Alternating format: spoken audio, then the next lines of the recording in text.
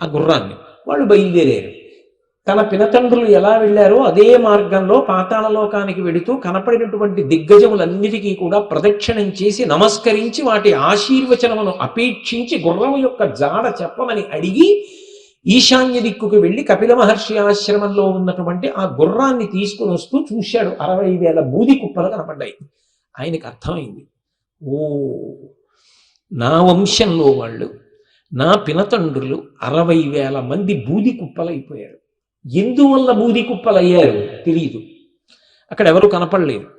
కానీ ఆయన ఉత్తర క్షణంలో ఏం చెయ్యాలి అనుకున్నాడంటే వాళ్ళకి జలతర్పణం చెయ్యాలి శాస్త్రం ప్రమాణం దేనికైనా. తస్మాత్ శాస్త్రం ప్రమాణంతే కార్యాకార్యం వ్యవస్థితం. ఒక పని చెయ్యాలా చేయకూడదా అంటే శాస్త్రములు ప్రమాణంగా చేస్తారు.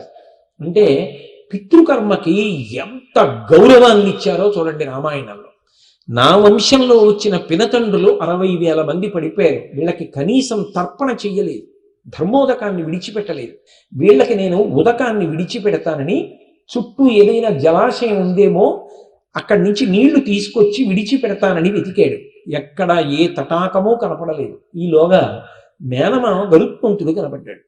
ఆయన అన్నాడు, నాయన లౌకికమైనటువంటి ఉదకములతో తర్పణ చెయ్యడం సాధ్యం కాదు. ఎందుకంటే సలిలం నార్హ ప్రాజ్ఞ నాతుమేషాం హి లౌకికం.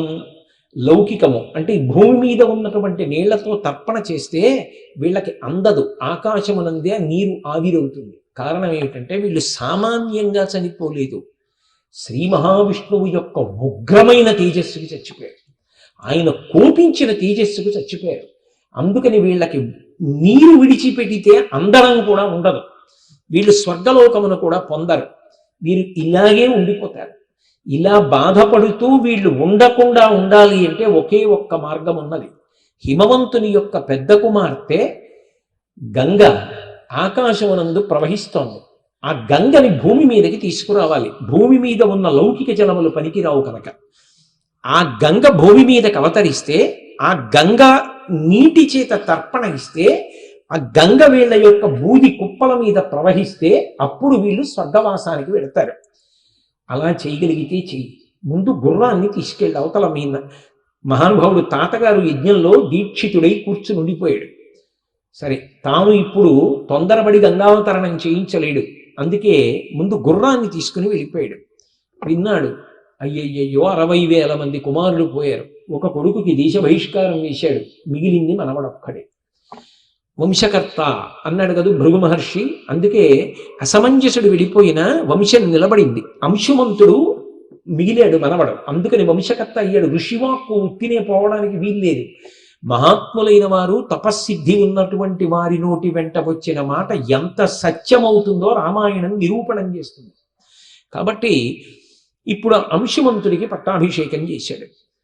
తాను కొన్ని వేల సంవత్సరములు పరిపాలించిన తరువాత పట్టాభిషేకం చేసి దేహధర్మాన్ని పొంది తర్వాత ఆయన స్వర్గలోకానికి వెళ్ళిపోయాడు. అంశుమంతుడు చాలా కాలం ఎలా గంగని భూమి మీదకి తీసుకురావాలి అని ఆలోచన చేస్తూనే ఉన్నాడు, పరితపిస్తూనే ఉన్నాడు, పెద్దలను సంప్రదిస్తూనే ఉన్నాడు. సగర చక్రవర్తి చెయ్యలేకపోయాడు, అంశుమంతుడు చెయ్యలేకపోయాడు. కొన్ని వేల సంవత్సరములు రాజ్యభారాన్ని మోసిన తరువాత నేను ఇక గంగావతరణం చేయించలేను అని బాధపడి అంశుమంతుడు కూడా తపస్సు చేసి శరీరాన్ని వదిలిపెట్టేశాడు. దిలీపుడు రాజ్యానికి వచ్చాడు. దిలీపుడు కొన్ని వేల సంవత్సరములు రాజ్య పరిపాలన చేశాడు. ఆయన కూడా తన ప్రపితరులను ఎలా తరింప చెయ్యాలని ఆలోచించాడు. మీరు ఒక్క విషయాన్ని బాగా గుర్తుపెట్టుకోవాలి. శ్రీరామాయణమునందు ప్రతిపాదింపబడేటటువంటి విషయం